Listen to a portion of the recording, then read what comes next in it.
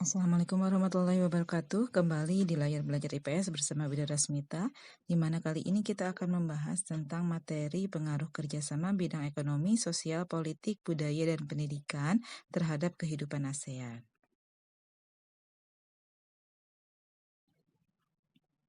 Kita akan membahas satu persatu pengaruh kerjasama ASEAN, pertama dalam bidang ekonomi, yang kedua dalam bidang sosial, yang ketiga dalam bidang budaya, yang keempat dalam bidang politik, dan yang kelima dalam bidang pendidikan.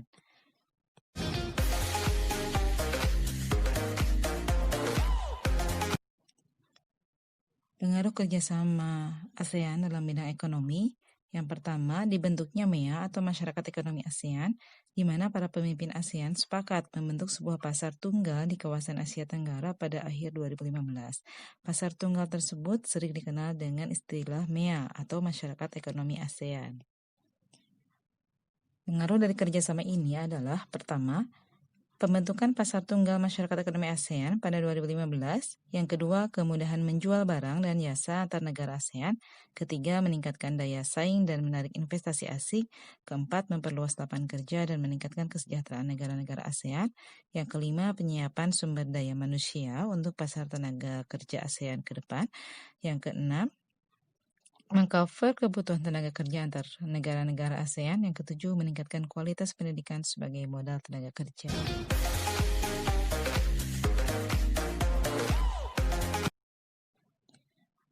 Dalam bidang sosial, adanya konflik Rohingya pada tahun 2015 menyebabkan ribuan pengungsi warga Myanmar membanjiri negara-negara tetangga, yaitu Malaysia, Thailand, Indonesia dengan menggunakan perahu.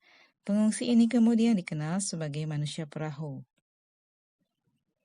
ASEAN menghimbau negara-negara anggotanya agar menerima untuk sementara para manusia perahu itu atas pertimbangan kemanusiaan.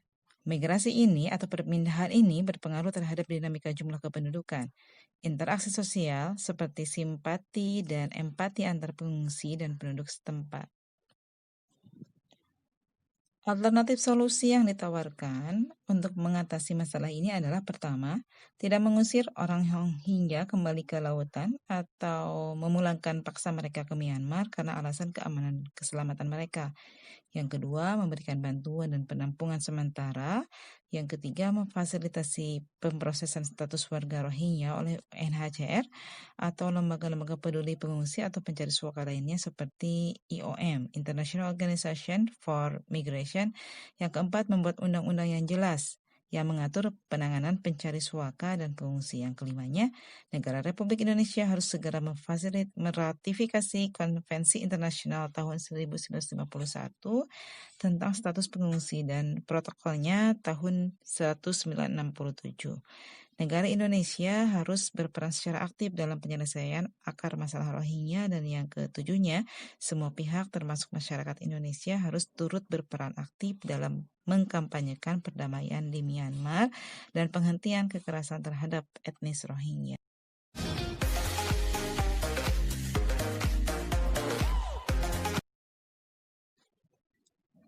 Pengaruh kerjasama dalam bidang politik. Perubahan dan interaksi antar ruang juga dapat berpengaruh terhadap kehidupan politik, baik antar negara maupun antar masyarakat di Asia Tenggara. Beberapa kasus yang menjadi sorotan antara lain, pertama, adanya sengketa perbatasan wilayah antar negara. Contoh kasusnya adalah kasus Natuna.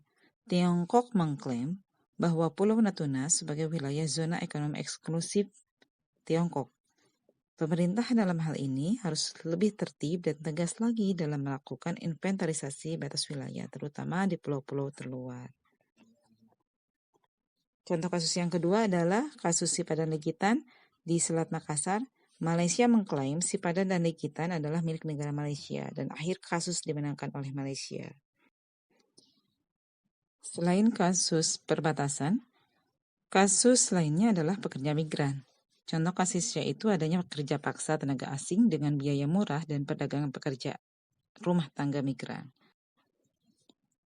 Alternatif solusi untuk masalah ini, pertama, bantuan teknis kepada kelompok kerja ASEAN untuk melakukan advokasi, lobby, konsultasi regional dan nasional yang mengikat perlindungan tenaga kerja migran. Yang kedua, pembentukan A2 atau ASEAN Domestic Worker Alliance adalah aliansi pekerja rumah tangga Asia tingkat regional.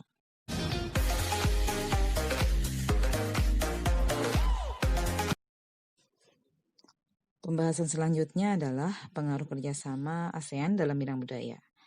Kebudayaan merupakan faktor penting dalam pembangunan komunitas ASEAN secara berkesinambungan.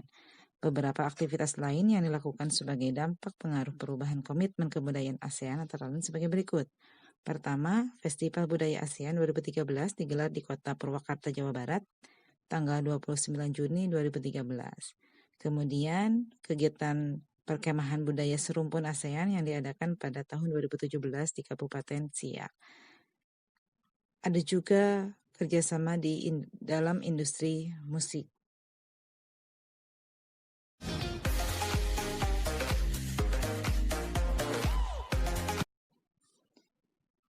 Dalam bidang pendidikan, terjadi ketimpangan mutu pendidikan antara negara ASEAN menjadi salah satu kendala terbesar ASEAN. Dari 10 negara ASEAN, terdapat 7.446 perguruan tinggi dengan mutu pendidikan yang berbeda-beda. Dari permasalahan pendidikan yang ada di antara negara-negara ASEAN, tentu pemerintah tidak tinggal diam untuk meningkatkan kualitas pendidikan. Beberapa hal yang dilakukan pemerintah yaitu pertama, peningkatan mutu pendidik baik bagi dosen atau guru melalui proses pertama sertifikasi, akreditasi, standarisasi pendidikan, peningkatan gaji, kesejahteraan pendidik, serta rekrutmen pendidik yang profesional. Selain hal tersebut, reformasi menyeluruh dalam sistem pendidikan adalah langkah yang bisa diambil. Yang ketiga, kemudahan dalam mengakses informasi dalam menunjang proses kegiatan belajar mengajar. Keempat, peningkatan kualitas objek pelajaran, metode pembelajaran yang variatif. Demikian penjelasan tentang pengaruh kerjasama bidang ekonomi, sosial, politik, budaya, dan pendidikan terhadap kehidupan di ASEAN. Sebagai evaluasi, silakan kalian isi tabel berikut ini.